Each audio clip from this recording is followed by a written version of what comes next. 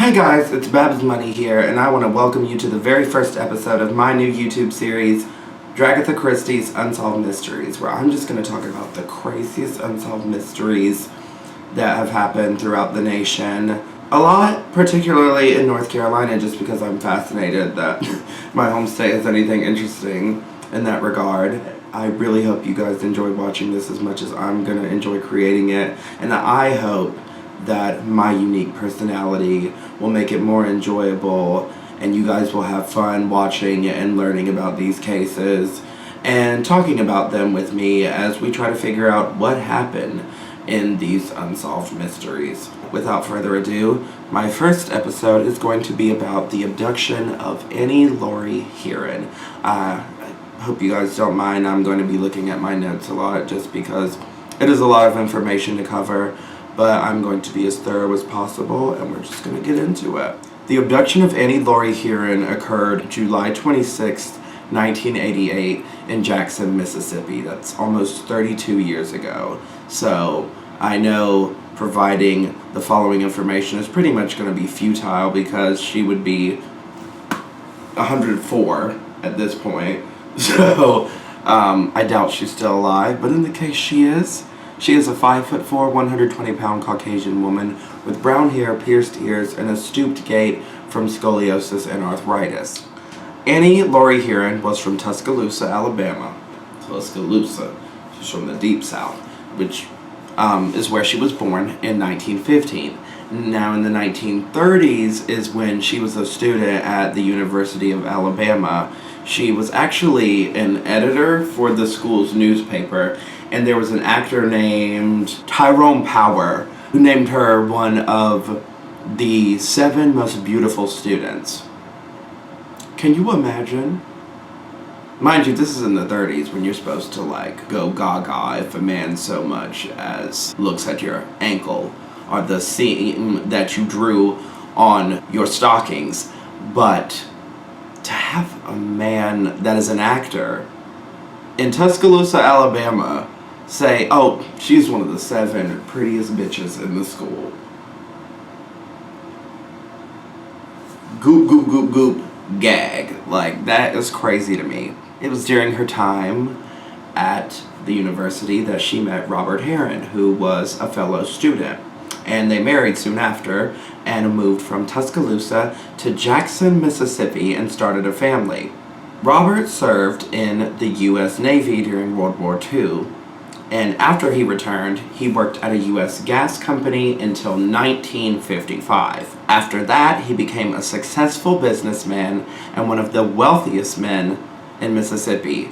So, Annie's got it made at this point. She just done had an actor tell her that she is one of the 7 most beautiful girls at the University of Alabama. She has married this man who has served in the military and has gone on to become one of the wealthiest men in Mississippi. She's got it made right now. Annie's that girl. She's living her best life, and I love that. He joined the First National Bank, which is now known as Trustmark National Bank. I ain't never heard of neither one of them, to be quite frank with you, but I digress. By the late 80s, Annie and Robert's estate was worth between $100 and $200 million. Now, mind you, that was the late 80s. I had to look again. I know that's not that long ago, but still, that was a lot of money back then. It's a lot of money now, but especially for the 80s, people needed drugs, lots of them. It was during this time that Annie was a patron of the Jackson Symphony. Co-choir person, don't know what a co-choir person is. Co-chairperson of the Mississippi Arts Festival, president of the Jackson Opera Guild, and president of the Jackson Junior League. So tack all that on to her already successful life. They had been married for 48 years at the time that this occurred. So this is where it all begins. On the afternoon of July 26, 1988, Annie Heron was kidnapped. And it is worth mentioning that at the time she was abducted, Annie had scoliosis, arthritis, and required daily medication for ileitis, which is an intestinal condition that can be deadly if it's not treated.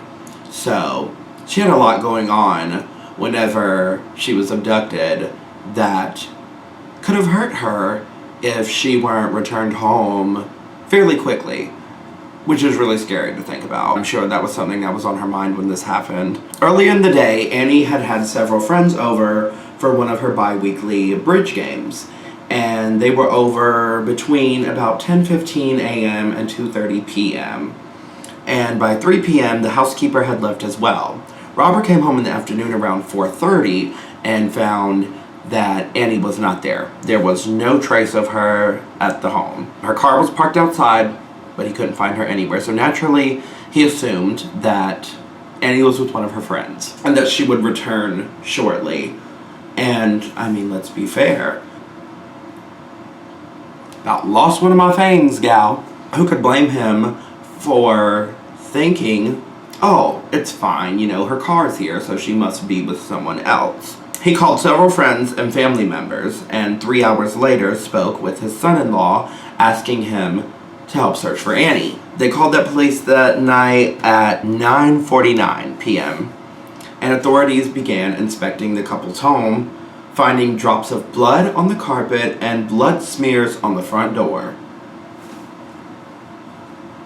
No pun intended, but that's a red flag already. Several neighbors also reported, love that for me, reported they saw a suspicious pickup truck and a white van with Florida license plates. I believe that was just on the van. I don't believe that the truck had a Florida license plate, but I do know for sure that the white van had Florida plates. The neighbors reported seeing them repeatedly driving by the Heron residence. I mean, this is already getting fishy. There's blood in the house. There's cars that have been driving around. Oh, sorry, girl. I fucked up. The drops and smears were later matched to Annie's blood type at this point.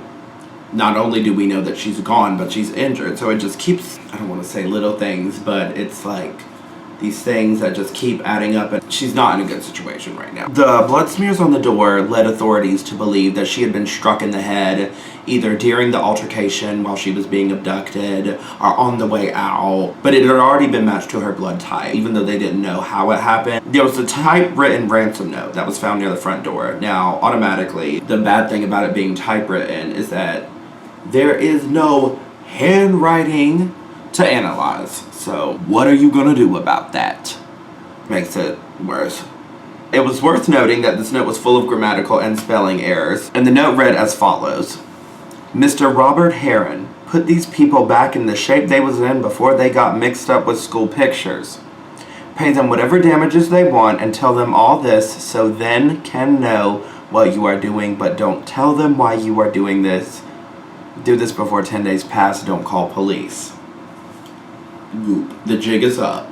We know what is happening. Well, y'all don't yet, but they do. That this has involved some type of business scenario, and she has been abducted, and they want their money. That's where we at this moment in the case. The note referred to School Pictures, which was a company that Robert had taken over in the late 1980s. School Pictures handled photos of school children for yearbooks. Between 1981 and 1983, the company sued 12 franchise owners in 8 different states, including Florida. Remember I said earlier there was a Florida moment? In order to collect debts. The same list of people were included in the list on the ransom note. The same 12 people that the abductor wanted Robert to pay in order to get his wife back. So at this moment in time, they realized that it has something to do with these lawsuits from when Robert was the head of School Pictures. And this person who wrote this note is claiming that they want reimbursement for the damages that they suffered if he wants to get his wife back. Much hair in my face, and I hate that shit. Records regarding the lawsuit were public, which meant that it wasn't necessarily one of these 12 people who wrote the ransom note. It could have been someone outside of School Pictures, just a regular everyday citizen who wrote this note, which made it even scarier at the time. In September, Robert made a public appeal pleading for the return of his wife. It was only 8 days later that he received a letter postmarked from Atlanta, Georgia. This is honestly the part where it gets really chilling for me. I remember reading this and thinking how awful this would be to receive a letter like this. The letter reads, "Bob, if you don't do what these people want, they're going to seal me up in the cellar of this house with only a few jugs of water. Please save me, Annie Laurie." I feel like at this moment, when she wrote this, she was already suffering from her intestinal condition and her scoliosis and her arthritis and everything else, and she was just really coming close to the end, and that's what really makes it sad. And like I said, just imagining receiving a letter from your wife of 48 years that's been abducted that says that, it's really heart-wrenching. And just wanted to say that as much as I love to cut up and kiki about these cases, there are some moments that are difficult to talk about, and I think that is one of them, but I shall continue. The signature was determined to have been written by Annie. At this point, Robert paid the ransom, sending money to all 12 of the franchises. All in all, it was approximately $1 million that he sent out to these 12 franchises. Now, the kidnapper never contacted him again, despite the fact that he sent all this money out. Cut to the early 1980s, and a man by the name of Newton Alfred Winn, who was a civil attorney from St. Petersburg, Florida. At the time, Winn was in charge of a franchise that belonged to none other than School Pictures. Bam. What's up with that?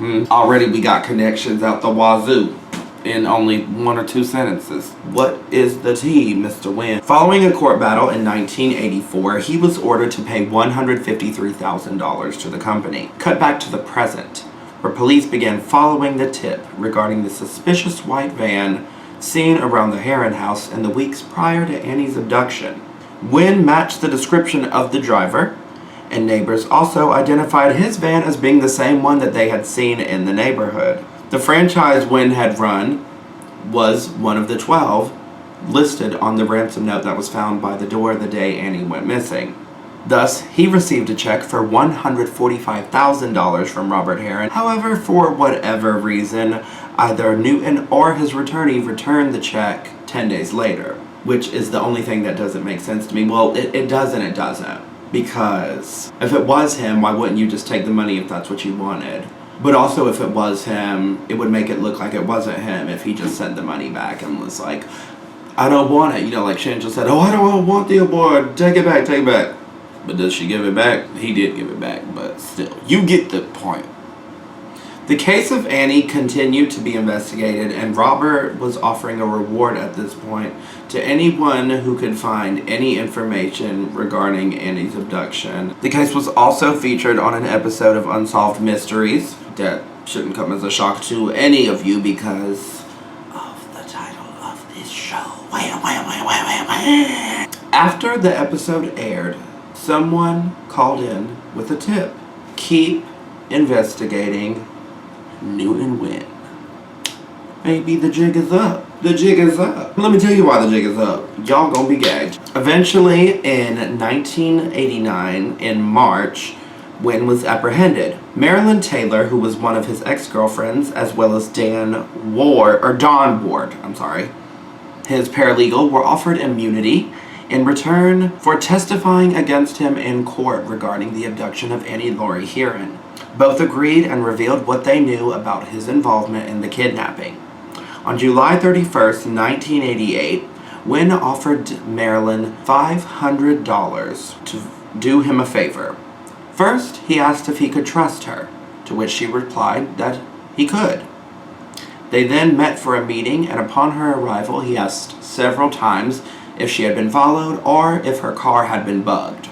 Y'all already see where this is going. The man is a criminal. She told him no to both, and per his instructions, flew from Daytona Beach to Atlanta under a fake name, met with him in the airport bathroom, and while she changed her clothes and dyed her hair, Winn put on surgical gloves and took a manila envelope out of his coat pocket. Winn gave her clear instructions on what she needed to do afterwards. She was to take public transportation to the post office in East Point. The letter he wanted mailed was inside the envelope, wrapped in a gray linen napkin. Under no circumstance was Marilyn to look at the address on the envelope, nor was she to touch the envelope whatsoever. He was real thorough. He was like, no to the ma'am, Pam. Y'all cannot trace this back to me. I cannot be gooped. She was to slowly remove the cloth as she placed it into the slot at the post office. On her return trip, she flew to a different airport in Florida. Despite being told strictly not to look at the envelope, Marilyn had to slowly ease the napkin off of the letter to get it into the slot, and happened to catch a glimpse on the name that was on the envelope. Mr. Robert Heron. Gag. Well, that ain't it, folks. I got some more tea for you. Meanwhile, Don Ward, his paralegal, admitted that Newton Winn had asked him to help corroborate his alibi for the day of Annie's disappearance. Like, that ain't suspicious, Mr. Newton Fig. You foolish as hell. Winn also asked Don to bring him money to a St. Petersburg bar, and upon his arrival, Don found Newton drunk outside with a prostitute. So already the man is just walking around blatantly disregarding the law. So it's not that hard to believe that he kidnapped a 72-year-old woman from her rich-ass neighborhood. Like, what the hell? This man is out here drunkenly fondling a prostitute in broad daylight, I'm assuming. But, like, what's the tea, Christine? Throughout the whole process, Winn maintained his innocence in the kidnapping of Annie Laurie Heron. Winn was convicted of conspiracy to commit kidnapping, extortion by mail, and perjury in 1990, and sentenced to 19 years and 7 months in prison. He ended up serving a total of 16 years before he was released in 2006, and died 6 years later in 2012. The case was featured on an episode of Discovery Channel's FBI Files, where they deemed it is likely that Annie's remains have been disposed of somewhere between the Texas Panhandle and Louisiana. Ultimately, no one was charged in the actual kidnapping of Annie Laurie Heron. Although I did say Newton was charged with conspiracy, he wasn't charged in the actual kidnapping. They could only get him for conspiracy. There was not enough evidence to prove he actually was the one who kidnapped her, which is crazy to me. Whatever. Let's continue. She was legally declared dead in 1990, and Robert died of a heart attack the next year, never knowing the fate of his wife and never having her return to him. Annie is remembered every year in Jackson, Mississippi, and there's a memorial bench for her at Robert's gravesite in Lakewood Memorial Park. And there you have it, you guys. That is the case of the disappearance of Annie Laurie Heron in Jackson, Mississippi in 1988. That was a weak-ass tongue pop. We don't play that shit around here. What happened, honey? Am I losing my touch, or is it these teeth, mama? It's impossible to do it with these teeth. I never knew that. Don't try to tongue pop if you have these fangs in. You're just gonna look like a clucking duck, sister girl. Here is my thoughts. I always, at the end, I like to put a little something, what I like to discuss. And here's where I really like to get into it, because I know a lot of times I disconnect because I'm looking at the notes. I just really want to be thorough and give you guys all the information I can. One of my thoughts is I think that there should have been a more intense investigation of Newton Winn, to be quite honest with you. All the information and evidence, like the van and him matching the description of the driver, and this van matching the description of the van, and the ex-girlfriend and the paralegal, the letter, and all these things, that is just crazy to me that there wasn't a more in-depth investigation into his guilt in this case. Because let's face it, Newton Alfred Winn kidnapped Annie Laurie Heron, and I think he got away with it. Yeah, he served 16 years, but he didn't serve nearly long enough time for kidnapping a feeble 72-year-old woman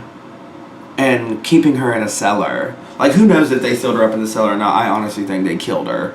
But I think it's even worse if she starved to death down there in that cellar. I think that's awful. I think it's awful that he died not knowing what happened to her. I guess the only condolence is that it was only about 2 years later, but I mean, that's a long time being without your lover. So there's no way to really minimize it, I don't think. Who's to say, darling? Also, another question I had, was the truck ever found? They found the van, because it was confirmed, I don't know if I mentioned that or not, but it was confirmed that he had bought a van a few months before her disappearance. I want to know, was the van ever searched? Did they physically find the van, and if so, was it searched? Because I feel like there could have been a lot of evidence. If she was already bleeding, I feel like there would have been evidence.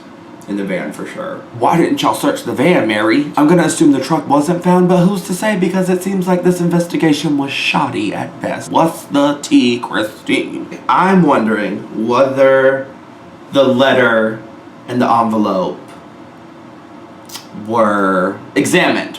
I know that there couldn't have been fingerprints because of him using the glove and the napkin and all that, but there could have been hair, saliva. I doubt he would have sealed it with his saliva, but there's endless amounts of speculation because you never know what they could have found. The question is, when did she ultimately die? And was she killed, or did she die of natural causes? Because surely she didn't have her iolitis medication or anything for her scoliosis or arthritis. So she could have died of natural causes. As natural as they can be in that scenario where you're kidnapped in a cellar. But what if they killed her, is the question. And if so, where's the body? As I said, a lot of people think that it was done between the Texas Panhandle and Louisiana. And it's plausible. Those are both not too far from Mississippi. Who's to say that? Ultimately, I think that this is a very heartbreaking case. It's something that has kind of fascinated me ever since I saw the episode on Unsolved Mysteries and did more research into it. It was just something I really wanted to cover and talk about Annie and what happened to her, because I think there are a lot of people out there who are wealthy and pieces of shit. But from what I can tell, Annie was a woman who, yes, was wealthy, but it was via her husband. You know, by happenstance. She was just living her life and was just happy. I remember watching the video in the appeal, Robert even said, whatever business decisions I've ever made, they have nothing to do with my wives, it's just to do with me. Don't punish her, it's not her fault. It's just sad to me that someone, by someone I mean Newton Winn, felt the need to kidnap and kill a 72-year-old woman, an innocent woman, because they were mad about money, about owing their own debts to a company and then getting sued for those debts.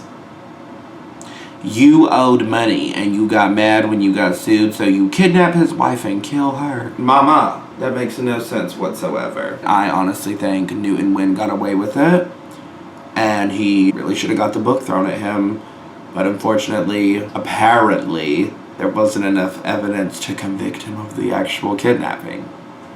To this day, I will never understand how that's the case. But there you have it. That is the case of Annie Laurie Heron. I hope you guys are ready for my next episode, which is going to be the start of my North Carolina content. Just to give you a little hint, this one takes place in the Outer Banks. That's the only hint I'm going to give. I really want to keep you guys on your toes as much as possible. I hope that a lot of these cases are ones you guys haven't heard of, so that it can be just as educational for you as it is for me. But I also hope that you guys have heard of a lot of them, so that we can kind of talk about them in depth together. That is unfortunately the end of the first episode of Agatha Christie's Unsolved Mysteries. I hope you guys enjoyed this week's episode. Keep up with my content if you want to see the next one by liking this video, subscribing to my channel, and ringing that bell for notifications, mama.